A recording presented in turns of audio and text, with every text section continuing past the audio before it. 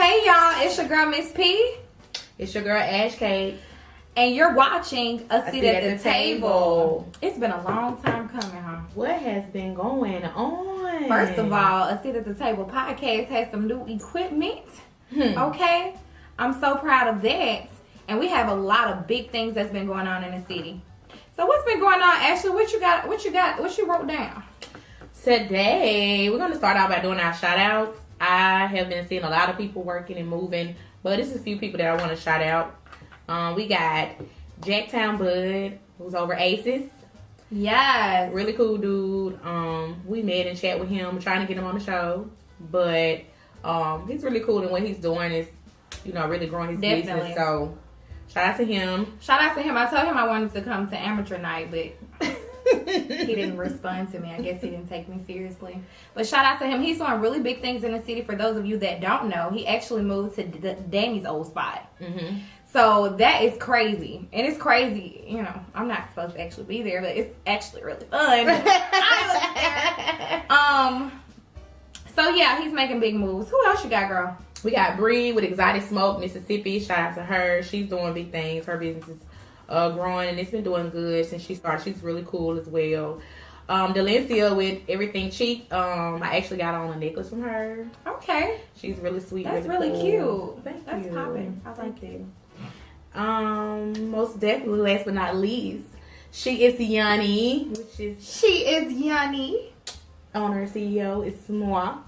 Okay. You know what? I'm so proud of Ashley. She really sat down and was like, I'm starting a business. And I really care about women. And I was like, you know what? You do really care about women. I can't recall a time that she didn't tell me I was beautiful. Ashley's really in tune with her body. So make sure y'all shopping for those Yoni products, ladies. Please do. And for those of you who don't know what Yoni means, it's that vajayjay. It's your sacred place. It's your sacred place, okay? And I'm gonna, we're gonna get into that later on a later date, but stay on the lookout for those of you who don't know. Those of you who do, I appreciate you. Yes. So I'm very proud of you. And that concludes our shout outs for today. Now we're going to talk about what's going on in the city. Business is opening, business is closing. And lo and behold, we have a pandemic going on in the whole world. This is crazy, y'all. Wow. This is the first time that it's actually gotten close towards the end of the year and I haven't really took a trip. Right. So it's been really crazy. This is the first time we've sat down since the pandemic. Yeah, it is. Yeah. The last time we sat down at the actual table was around Christmas. So long. I think it was around Christmas. It's crazy. Well, crazy. we've been hitting y'all with those interviews left and right, honey. I hope y'all been watching, okay? We have. Big shout outs to everybody that came here and did an interview. Man, I appreciate that so much. Y'all just don't know. Yes. We met some really great people. Wonderful people. Majority of everybody we interviewed, they were really good people and they had a lot of things to say about the business. Some of them, that wasn't their first business. They've been in this a few years. So to see that they're blossoming is wonderful. And they're all from here. They're from Jackson, surrounding areas. So that's really, really been dope. We still, on a side note, are open to interviews. Our inbox is always open. And we're going to get back active on Facebook too. That's right. We're going to get that Facebook back started. So, it's actually a pretty funny story. So when I started I think Facebook and Instagram merged together. So with our Instagram page, I think I posted something on my story one day and it was like, do you want to post it to your Facebook? Oh yeah. And the Facebook that it's posting to is not the actual Facebook that we have. So we got to kind of correct that. But we're going to get that Facebook popping though. Oh yeah. I love my Facebook. I like when the people are active. I do. I love it. Coming and just giving us topics. Just like on the topics, we are accepting topics too. You want us to talk about something? Definitely. Definitely write us and let us know. Because we will talk about it on the hot topics. Okay. So, what do we have next on the list? Hot topics. And Ashley's going to get started with her hot topic for today. Well, we had a few things. We had, why is it important to vote? And I'll let Miss P talk about that. Okay, voting is super important, and I'm just gonna run down a few things that I found on the web to tell you why it's important to vote. Okay, so the reason why I'm talking about this topic, we are voting for a new president this year, ladies and gentlemen, in November. This year, not next year, this year. And it's something that we got to get serious about. We have two candidates that are running, Joe Biden and Donald Trump. And if you're not voting for Joe Biden, I will assume that you're voting for Donald Trump, even if you don't vote at all. True. Okay, we gotta vote. It's very important. And I came up with 5 good reasons why you should vote. First of all, economics is everything. Okay? Elections have consequences, and we've seen that with our president. You can't make enemies in the White House. If you don't vote, you're giving up your choice. Right? Indeed. And I actually recently this week went to, I want to say on that note, the National Civil Rights Museum in Memphis. And it had been years since I've been there, and I can honestly say this time was different because I went as a child. And as a child, you kind of read, you kind of learn, but it's not as in depth. You don't really just think about it as much. You're doing it, it's cool, it's new. But as an adult, when I actually got to read, people were, and they talked about the Freedom Riders, and they were educating people on voting because people really felt like they didn't have a voice. They really didn't even think they could vote. So people actually risked their lives for you guys to be able to vote, and it was really important to them. And believe it or not, voices were heard, and a lot of things did change. Even though it takes time, and that's something within itself, but you should vote. It's definitely important. I don't care who you vote for. Honestly, that's your decision, and you feel like you voted for that person. That's your reason. But still, get out and vote. It doesn't take much. Just get out and do it. Okay, a few things that when you vote for these elected officials, you're talking about public transportation, raising minimum wage. You're talking about funding local schools. And guess who needs all of those things to be done? African Americans, okay? We need these things. So we should want to vote more so than any other people, right? Yeah. It's our money. When we pay taxes, they choose what we're spending our money on. Okay, so you want Donald Trump to choose what you spend your money on or what you're paying taxes for? Donald Trump can't even relate to y'all. Okay, voting is an opportunity for change, and your community depends on you guys. Okay, our children look up to us, and the choices that we make affect them. Believe it or not. Okay, look at this virus. Okay, most of our kids aren't even in school right now. So we gotta make the change that is the change. Okay? And voting is all about economics if you want to look at it that way. It's about money. Yeah. So that concludes that segment, and we're gonna talk a lot more about voting and who we're actually voting for. We do vote for the mayor next year. Mm-hmm. Okay, but we vote for the president and vice president this year, and I just want to give a big shout out to Mike Epstein. Okay, Mike Epstein ran for one of the U.S. senators for Mississippi, but he didn't make it the first time. He lost against Cindy Hyde. But I want to give a shout out to him because he picked up the rope and kept going and moving forward. Okay, so let's move on to the next hot topic that we have. So the next hot topic we have was Black Lives Matter. And this came to us from somebody else.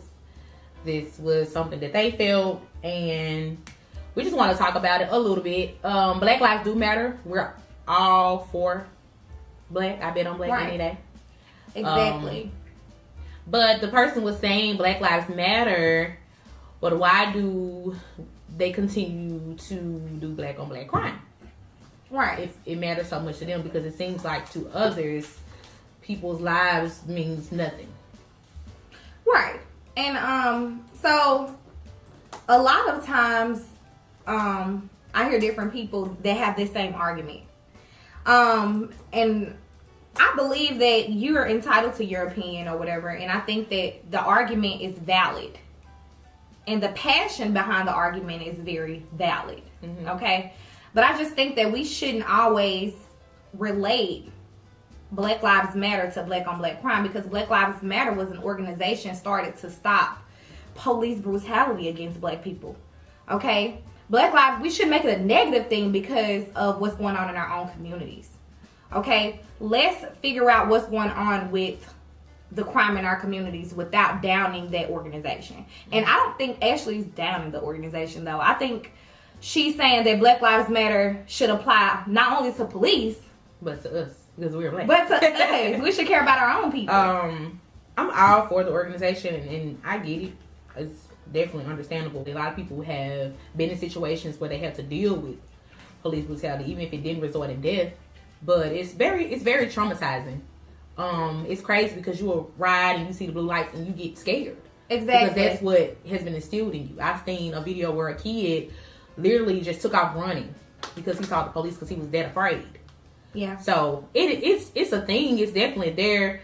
I'm just speaking on the fact that it kind of looks like it's contradictory, because if we're saying our lives mean so much, and it does, every life does. Life is precious. Life is beautiful.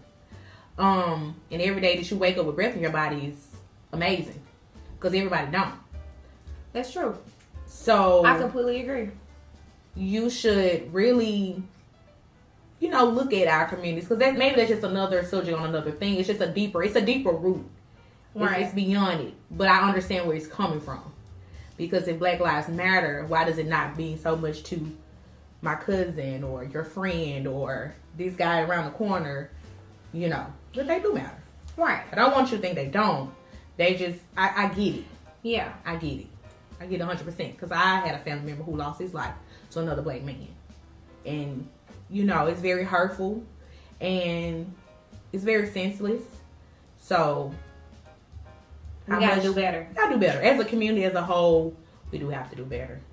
Okay, so I don't know if you guys have heard the story about this guy named Jacob Blake.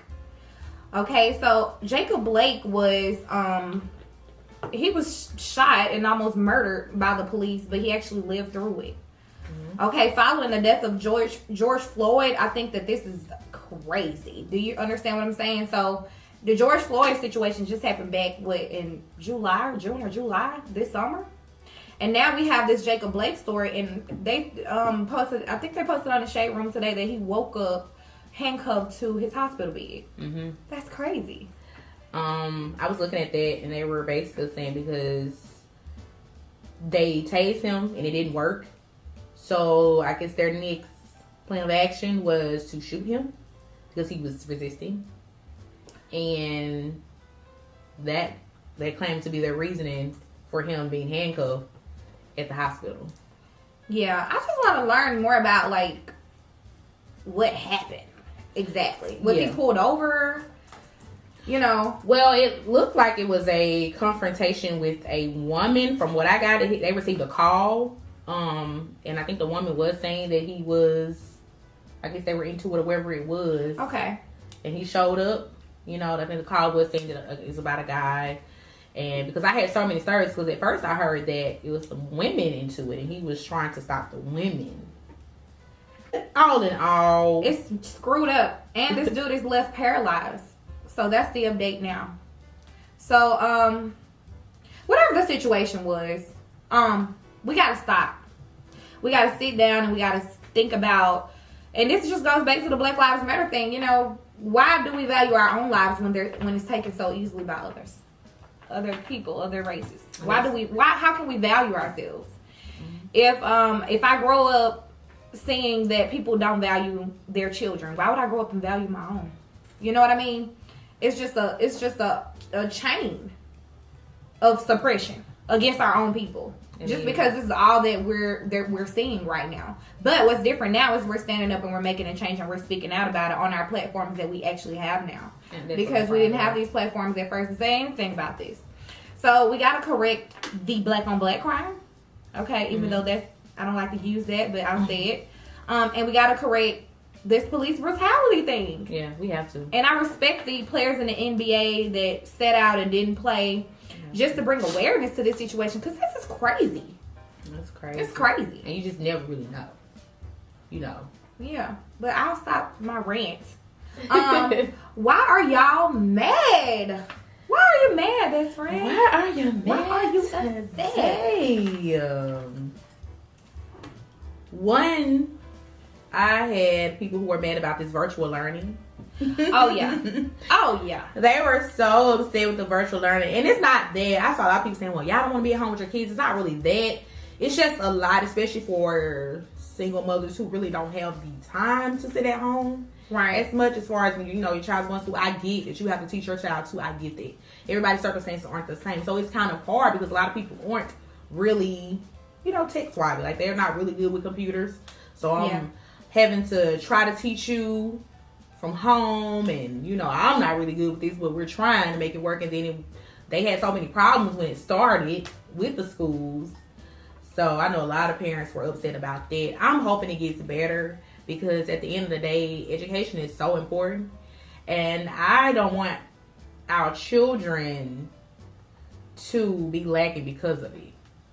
That's the thing that I'm looking at, like, long term. How is it affecting them? Yeah, so my daughter's actually doing some virtual things. I didn't sign up for virtual learning. Sorry. But I knew at the end of last school year that wasn't the best option for my family, because I'm like a do it type of person, and then you make the choice whether you're going to do it or not, but just constantly bashing somebody to do something. I don't like to do that. You know what I mean? And I felt like my daughter was like, I was constantly asking her to do it, and it's a lot.